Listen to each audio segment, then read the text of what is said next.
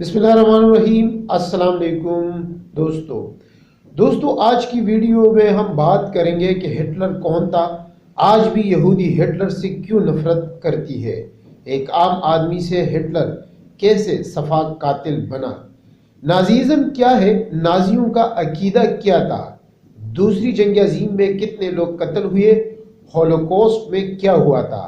آج کی ویڈیو میں ان سب پر بات ہوگی، لیکن جن دوستوں نے چینل کو سبسکرائب نہیں کیا ہے ان سے گزارش ہے کہ ہمارے چینل کو سبسکرائب کریں اور بیل آئیکن پر ضرور کلک کریں تاکہ آپ دوستوں کو ہماری نئی ویڈیو مختلف موضوعات پر ملتی رہے۔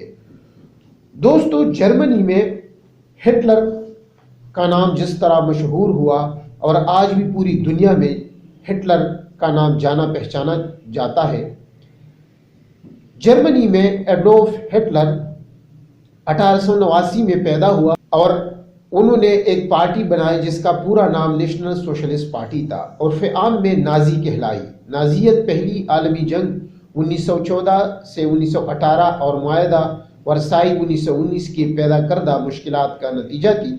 نازیت ترقی یافتہ حب الوطنی، یہودی دشمنی، اجتماعیت دشمنی اور قومی مفاد کی ضامن تھی۔ اس کا بنیادی مقصد جرمنی کی تباہ شدہ معیشت کی بحالی تھا۔ نازیت کا عقیدہ تھا کہ جرمن نسل خالص آرائی نسل ہونے کی حیثیت سے دنیا کی برتر نسل ہے۔ اس کے جواز میں وہ نہ صرف جرمن قوم کے سائنس و علم، تہذیب و تمدن میں کمالات کی مثالیں پیش کرتے تھے، بلکہ وہ جرمنوں کی نیلی آنکھیں، سرخ و سفید چہرہ، سنہری بال اور سفید چمڑی کو اس کی اعلیٰ نسلیت کا ثبوت گردانتے تھے۔ دنیا کی باقی تمام سفید اور رنگدار قوموں کو ادنی اور گھٹیا شمار کرتے تھے، جن کو صفحہ ہستی سے مٹا دینے کا فرض وہ خدا کی طرف سے جرمن قوم کو سپرد ہوا تصور کرتے تھے۔ اس غرض سے جو ہی جرمنی میں 1933 میں ہٹلر برسر اقتدار آیا تو نازیوں نے جرمن یہودیوں کو نصف و نابود کرنا شروع کر دیا۔ ہٹلر اپنی بدنام زمانہ کتاب میری جدوجہد میں لکھتا ہے کہ نازیت کا آخری مقصد دنیا کی تمام سفید اور رنگدار قوموں کا صفایا کر کے جرمنوں کی آبادکاری کے لیے علاقے پیدا کرنا ہے، اور اس طرح یورپ میں 8 کروڑ جرمن پھیل کر 25 کروڑ ہو جائیں گے، ساری دنیا پر چھا جائیں گے۔ نازیت یعنی نازی جرمنی قوم کو عقائی قوم اور دوسری قوم کو ادنی نسلیں، سب ہیومن ریس گردانتے تھے۔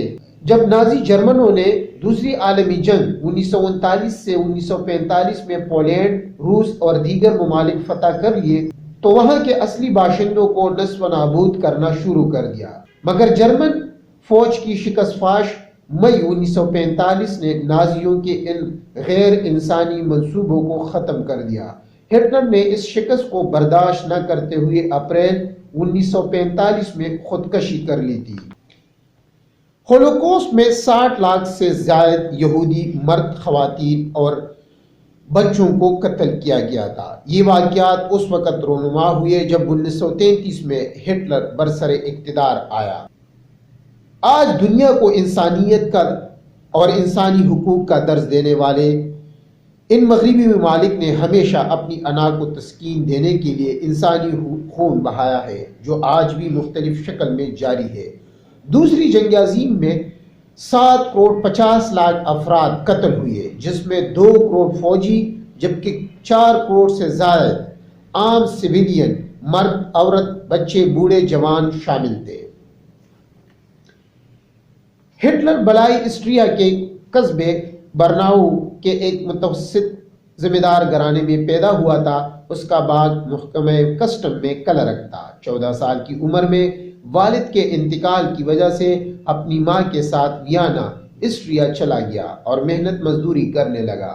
ویانا میں قیام کے دوران وہ مالی مشکلات سے دوچار رہا اور یہی اس میں یہودی دشمنی، نسل پرستی کا احساس پیدا ہوا۔ پہلی عالمی جنگ میں اس نے ایک سپاہی کی حیثیت سے خدمات انجام دی۔ جنگ میں شکست کے بعد فروری 1920 میں ہٹلر نے نازی تحریک یعنی national socialist German workers party کی بنیاد ڈالی اور خطابت کے زور سے جلدی ہی نازی پارٹی کا سربراہ بن گیا۔ نومبر 1923 میں حکومت وقت کے خلاف ناکام بغاوت کی، اس پر مقدمہ چلا اور 5 سال قید کی سزا ہوئی۔ قید کے دوران اس نے اپنی سناہ میری جدوجہد تحریر کی۔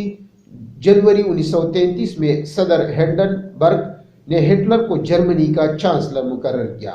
مارچ میں ایک قانون کے تحت ہٹلر کو آمرانہ اختیارات حاصل ہو گئے۔ ہٹلر نے خفیہ پولیس گستاپو کی بنیاد رکھی اور تمام مخالفین کو کچل دیا۔ 1 ستمبر 1939 کو جرمن نے پولینڈ پر قبضہ کر کے دوسری عالمی جنگ کا آغاز کیا۔